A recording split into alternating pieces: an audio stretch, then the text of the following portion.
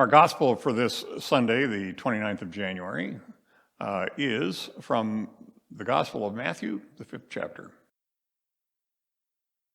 When Jesus saw the crowds, he went up the mountain, and after he sat down, his disciples came to him.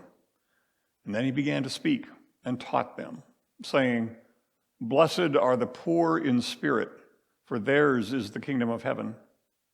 Blessed are those who mourn, for they will be comforted. Blessed are the meek, for they will inherit the earth. Blessed are those who hunger and thirst for righteousness, for they will be filled. Blessed are the merciful, for they will receive mercy. Blessed are the pure in heart, for they will see God. Blessed are the peacemakers, for they will be called the children of God.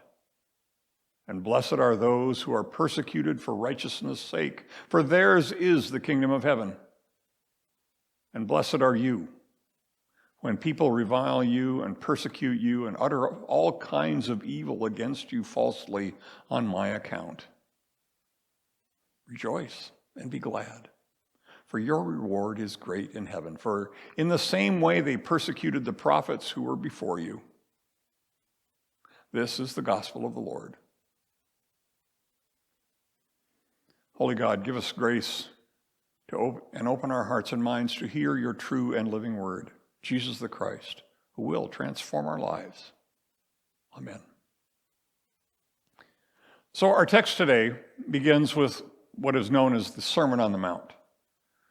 Jesus went up on a mountain in Galilee, probably somewhere near Capernum, and began teaching his followers. Okay, every Jewish person who heard this has immediately thought of Moses bringing down the Ten Commandments from Mount Sinai. So here's Jesus laying out the core teachings, the center for our lives. Centering.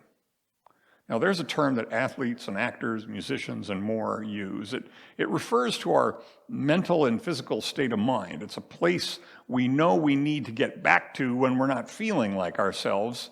And it's the place we generally need to get to just before we need to perform publicly. Athletes have pre-game rituals that help them get focused on the task at hand and put all their other concerns out of their minds. Actors, dancers, musicians, they also spend time pre-performance getting focused so they can give it their best. When we're not centered, we might feel lost or out of touch with ourselves. We can't give the present moment the attention it deserves. Now, when we center ourselves, we bring calm to our emotions. Who controls our emotions? Yeah, we do. Even though we always like to say things like, "Oh, she made me mad." And the reason we do that is that we want to justify our bad choices. Anyway, we center ourselves so we can feel more of what's going on around us. It's a way of finding peace within the chaos that might be surrounding us. People who are centered are typically calm and peaceful, yet focused and purposeful. Jesus here is laying out the core, the center of his teaching, a new way of being in this world. First one, blessed are the poor in spirit. What does that mean? What does it mean to be poor in spirit? Matthew uses a Greek word here that means being so poor you are a beggar. So to be poor in spirit means that you are entirely dependent on others. It's to recognize that you are entirely dependent on God. It's a way of approaching life as if everything we get is a gift. Well, because it is. You know, we like to think that we earn or we deserve what we get. But the reality is that it's all a gift from God. Every opportunity, all the skills that we have, our talents, our intelligence, the people that we love, our ability to work hard, these are gifts that we have been given. So being poor in spirit does not mean being depressed or sad. It's to be joyful and grateful for everything. Blessed, the term blessed could also be read as you are most connected to God when. So here, you are most connected to God when you mourn. When you mourn that you frequently fail at that first thing. A great deal of our mourning here is because of our sense of deservedness. Why did so-and-so die or get sick? What did they or I do to deserve this? And we can mourn the loss of a job or social status or the loss of someone we love, but they're constant reminders that everything around us is not permanent and we cannot control everything. And we are fragile. And life is erratically changeable. The good news is that we will be comforted when we accept that we cannot change reality and once again accept that life is a gift. The third one is, blessed are the meek. Now, meek is not used in the sense of being weak and fearful, but in the sense of being humble and gentle. You know, the strongest people are the ones who don't need to prove themselves by putting others down, by being dismissive of others or their ideas. It's truly a sign of weakness and fear when you have to constantly denigrate somebody else's point of view by saying it's stupid or foolish or inconsequential. We are most connected to God. We are the strongest when we can recognize that not everybody has to have the same opinion on everything, and that we don't need to win an argument to feel better about ourselves. We don't have to make others feel bad or stupid to make ourselves feel better, to make us feel like we deserve something. We're not here to tell others how to live, but to show them a better way of living by living centered in Jesus' way. Blessed are those who hunger and thirst for righteousness. Blessed are those who constantly try to live centered in the way of Jesus. Humble, grateful, open, generous. That's what hungering for righteousness means. We are most connected to God when we try in every action, in every uttered word, to build up others, to tell others that they are loved and valued, when we do the right thing. Because when we do the right thing, we will be filled. We will be filled with a sense of completeness, wholeness. We feel better by helping others. Helping others is the antidote to our suffering. Helping others is often the key to happiness, to being blessed. We will be filled, completed, when we constantly refocus and recenter ourselves on others. Blessed are the merciful, for they will receive mercy. From God, true, and most likely from others as well. In confirmation class, we talk about how we get respect by first giving respect. How we get by giving. Mercy allows us to experience love and forgiveness and compassion and peace and joy, because what you put into the world, means a lot about what you're going to be able to get from the world. If you put out divisiveness and harsh words about others, don't be surprised if they come back to you. If you are patient and keep putting good out into the world, it comes back. If you help your neighbor, chances are your neighbor will almost always help you back. Blessed are the pure in heart, What does pure in heart mean? It means to have no hypocrisy, no guile, no hidden motives. It's doing the right thing for the sake of doing the right thing. When we are centered, we can be humble and gracious, giving in mercy and respect and love. We have no envy of anything in the world. We are grateful for what we have and happy for those who have more. We're happy because we don't need the praise of others to feel like we are worthy or that we deserve it.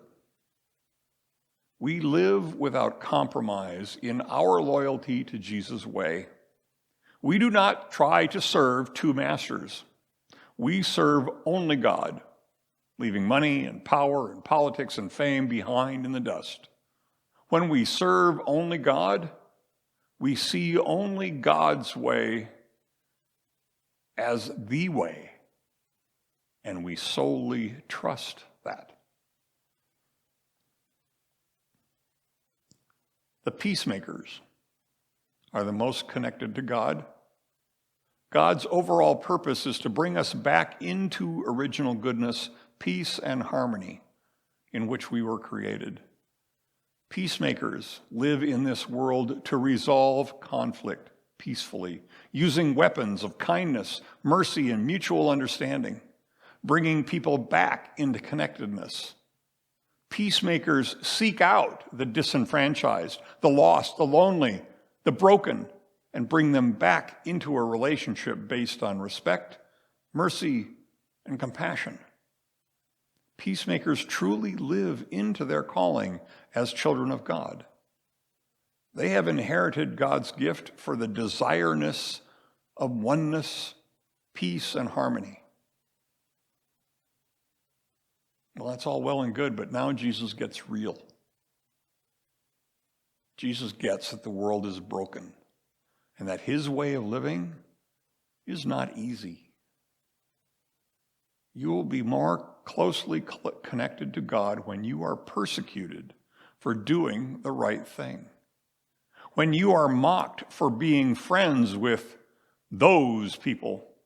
When you are chastised for wasting your money when you give it to the homeless or to the beggar on the street or given a highly generous tip. When you tilt at windmills. When you choose God over money or over sports or over politics. When you choose not to engage in rampant divisiveness. When you choose to give respect and love and compassion to people others don't think deserve it. When you do these things, you are bringing in the kingdom of heaven right here and right now. The kingdom of heaven is a full-blown reordering of the world's ideas of what it means to be living a good life. So rejoice. People are going to revile you, persecute you, call you some nasty, nasty names. It most likely means you're on the right path. You're doing the right thing. You might be called foolish, living Jesus' way, self-sacrificing, compassionate, focused on bringing people back into connectedness and peace. Living in this way is foolishness to those who don't get it. But for those of us who do, it's just a reaffirmation that we're on the right track. This is what Paul was talking about in our reading from Corinthians today. Jesus knows. Jesus gets you. You know, if we put Jesus' way at the center of our lives, we can expect pushback. He certainly did. The Pharisees, the Sadducees, the scribes, all the high muckety-mucks of the church and society in those days pushed back. And he finally got killed by the Romans for it. But if we put Jesus' way at the center of our lives, we will be blessed. Everything else will fall into place. At times, it's going to seem crazy. We're foolish to live this way, but it will bring us to a kinder, better, more merciful, more respectful world. God's foolishness is wiser than human wisdom.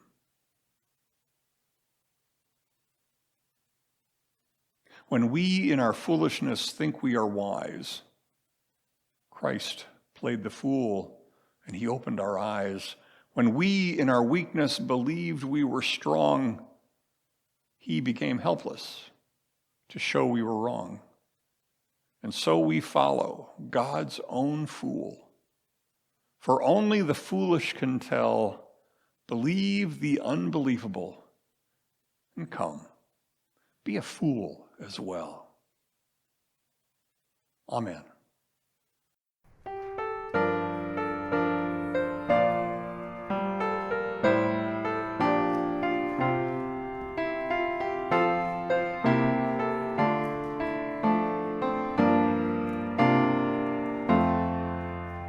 Will you come and follow me if I but call your name?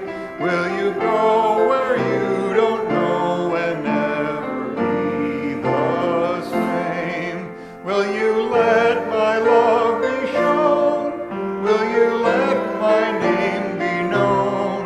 Will you let my life be grown in you and you in me?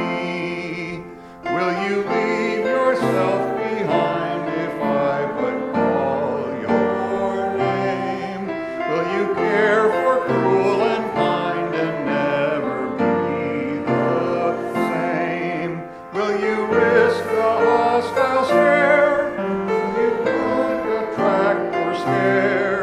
Shall you let me answer prayer in you and you in me? Will you let the blinded see if I but call your name? Will you set the prisoners free and never be the same?